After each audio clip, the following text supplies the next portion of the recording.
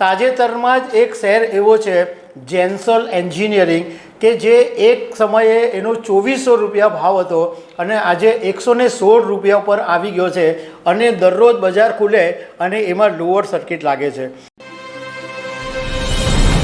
નમસ્કાર।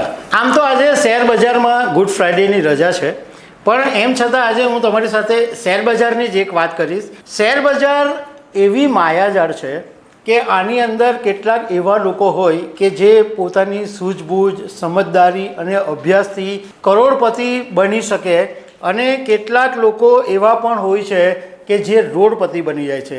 કારણ કે શેર બજારનું પ્લેટફોર્મ એવું છે, શેર બજારની એવી માયા છે કે એની અંદર કોઈ પણ એને સમજી શકે નહીં। તમે ઉપર બી ચડી જાઓ અને તમે નીચે બી પટકાઈ જાઓ તો ખબર નહીં પડે।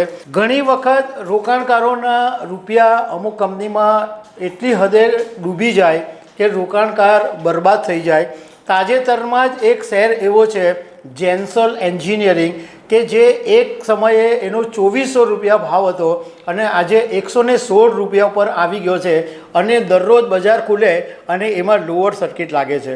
તો માત્ર જેન્સોલ એન્જિનિયરિંગ જ એવી કંપની નથી કે જેને રોકાણકારોએ બરબાદ કરી નાખ્યા, પરંતુ બીજી પણ અનેક એવી કંપનીઓ છે અને મોટા મોટા નામો છે જેણે રોકાણકારોને રસ્તા ઉપર લાવી દીધા।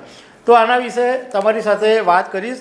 મારું નામ રાજેશ શાહ છે અને તમે જોઈ રહ્યા છો ગુજરાતના સૌથી મોટા ડિજિટલ ન્યૂઝ પ્લેટફોર્મ ખબરછે.com। શેર બજારની અંદર કમાણી કરવી એટલી સરળ નથી હોતી। બહુ જ બધી જાણકારી મેળવવી પડે, બહુ જ બધા અપડેટ રહેવા પડે, બહુ બધું રિસર્ચ કરવું પડે અને સાથે સાથે નસીબ પણ હોવું જરૂરી છે। ઘણા બધા લોકો શેર બજારની અંદર કરોડોપતિ થયા પણ છે અને ઘણા રોડ પર બી આવી ગયા છે। હમણાં જે જેન્સોલ એન્જિનિયરિંગનો શેર છે એ 2400 રૂપિયા ઉપરથી 116 ઉપર એટલા માટે આવી ગયો કે સેબીએ તાજેતરની અંદર કંપનીનું એક મોટું કૌભાંડ બહાર પાડ્યું। કંપની પુણે મહારાષ્ટ્રની છે અને એના જે પ્રમોટર્સ છે એ અનમોલસિંહ જગ્ગી છે અને પુનિતસિંહ છે। હવે સેબીને ખબર પડી કે આ બધા જે પ્રમોટર્સ છે એણે કંપનીના નામે લોન તો લીધી છે, પરંતુ એ લોનના રૂપિયા છે એ લક્ઝરી ફ્લેટ ખરીદવામાં કે ગોલ્ફ કિટમાં અને એવી વૈભવી જિંદગી જીવવાની અંદર આ લોકોએ પૈસા વાપરી નાખ્યા અને 262 કરોડ રૂપિયાનો હિસાબ મળતો જ નથી। હવે તમે વિચાર કરો કે બિચારા રોકાણકારોનો શું વાંક? કારણ કે રોકાણકારોએ કોઈની પાસે માહિતી મેળવી હોય કે ભાઈ આ સ્ટ્રોંગ લોન લીધી છે, કમાણી કરવાનો છે, વિસ્તરણ કરવાનો છે, આમ છે તેમ છે, તો રોકાણકાર વિચારે કે ભાઈ કંપની તો સારી છે ને, હમણાં તો ઇન્વેસ્ટરો એમાં રોકાણ કરી દે અને પછી આવા ભોપાળા નીકળે ત્યારે ખો નીકળી જાય રોકાણકારોનો। કારણ કે એના રૂપિયા ડૂબી, તમે વિચાર કરો કે તમે જે કોઈએ 2400 રૂપિયામાં કે જે બી કોઈ ઊંચા ભાવે જેના શેરો જેણે લીધા હશે એને આજે 116 રૂપિયાના ભાવે પણ વેચી નથી શકાતા। કારણ કે જેવું બજાર ખુલે એટલે સીધી લોઅર સર્કિટ, તમે શેર વેચી જ નહીં શકો। તો અત્યારે એટલા બધા રોકાણકારોના ગળાની અંદર આ જે શેર છે એ ભીરવાઈ ગયો છે। આવા બીજા બધા બી છે। એક શેર તમને યાદ હશે કે યસ બેંક કે જેનો એક જમાનાની અંદર 400 રૂપિયાનો ભાવ હતો 2018માં અને કંપનીનું લોનનું ભોપાળું નીકળ્યું એ પછી 95% જેટલો શેર તૂટી ગયો અને આજે યસ બેંકનો ભાવ 18 રૂપિયા ઉપર આવી ગયો છે।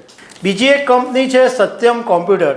સત્યમ કોમ્પ્યુટરના શેરનો એક જમાનો હતો। આઈટી દિગ્ગજ કંપનીની અંદર આ કંપની કહેવાતી હતી અને એટલો બધો ઊંચો ભાવ હર્ષદ મહેતાના સમયમાં બી ગયો હતો, પણ 2008ની અંદર આ શેરનો ભાવ 544 રૂપિયા હતો। 2009ની અંદર સત્યમ કોમ્પ્યુટરનું કૌભાંડ બહાર આવ્યું અને એ પછી આ શેરનો ભાવ અત્યારે 115 રૂપિયા પર છે, પણ આ કંપની છે એ ટેક મહિન્દ્રાએ ખરીદી લીધી છે। સુઝલોન કંપનીનો શેર 2007માં 485 રૂપિયા પર હતો। એના એવા ભૂક્કા બોલી ગયા કે 99% શેર ડાઉન થઈ ગયો અને 2 રૂપિયા ઉપર આવી ગયો। પણ જો કે પાછો ફરીથી 55 રૂપિયા પર આવ્યો। એટલે આની અંદર બે શક્યતાઓ છે કે જે લોકો ઊંચા ભાવે ખરીદ્યા છે એ લોકો ભીરવાઈ ગયા, પણ જે લોકોએ 2 રૂપિયાવાળો શેર આવ્યો અને એ ખરીદ્યા, હોય એને આજે 55 રૂપિયામાં મોટી રકમ મળે છે. સુઝલોન કંપનીએ લોનની ચૂકવણી કરવામાં નિષ્ફળ ગઈ હતી એટલે એના શેરના ભાવમાં કડાકો બોલી ગયો હતો. અનિલ અંબાણીના શેરની હિસ્ટ્રી પણ બધાને ખબર જ છે કે રોકાણકારો કેટલી હદે એની અંદર બરબાદ થઈ ગયા. રિલાયન્સ પાવરનો શેર 2008માં 274 રૂપિયા હતો, એ 99% ઘટીને 1.5 રૂપિયા પર આવી ગયેલો અને ફરીથી પાછો 42 રૂપિયા પર આવી ગયો. અનિલ અંબાણીની બીજી કંપની રિલાયન્સ કેપિટલનો ભાવ 2008માં 2770 રૂપિયા પર હતો. એનું તો ટ્રેડિંગ જ અત્યારે બંધ થઈ ગયું છે અને હિન્દુજા કંપનીએ આ રિલાયન્સ કેપિટલ ખરીદી લીધી છે.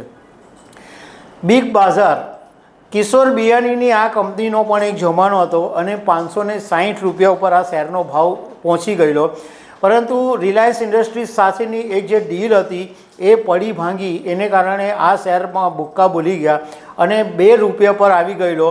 અત્યારે બિગ બજારના શેરનું ટ્રેડિંગ જ બંધ થઈ ગયું છે. એટલે રોકાણકારો કેટલી હદે બરબાદ થઈ શકે છે એનું આ એક ઉદાહરણ છે. અમે અહીંયા આગળ એક વાતની સ્પષ્ટતા કરી લેવા માંગીએ છીએ કે આ એક ન્યૂઝ હતા એટલે એ તમારી સાથે શેર કરવા જરૂરી હતા, પરંતુ શેર બજારમાં રોકાણ કરતી વખતે તમારા જે સલાહકાર હોય એની સલાહ મુજબ જ રોકાણ કરવું જોઈએ. એક રિસર્ચ એનાલિસ્ટ અને જાણીતા શેર બ્રોકરે અમને એકવાર એવી વાત કરેલી હતી કે રોકાણકારો પાસે જ્યારે સમય નહીં હોય, એમની પાસે એટલો અભ્યાસ કરવાની ક્ષમતા નહીં હોય, તો એના માટે આવા બધા જે રિસર્ચ એનાલિસ્ટો છે એમની સલાહ લેવી જોઈએ. કારણ કે તમારી પાસે ટાઈમ નથી તો આ કામ રિસર્ચ એનાલિસ્ટ કરે છે કે જેને ખરેખર સમજ પડે છે, તો એને પૈસા આપીને એની પાસે સલાહ લઈને તમે રોકો તો તમને એમાં વળતર મળી શકે છે. તો દર્શક મિત્રો, આવી અનેક વાતો સાથે અમે તમને મળતા રહીશું. Thank you very much.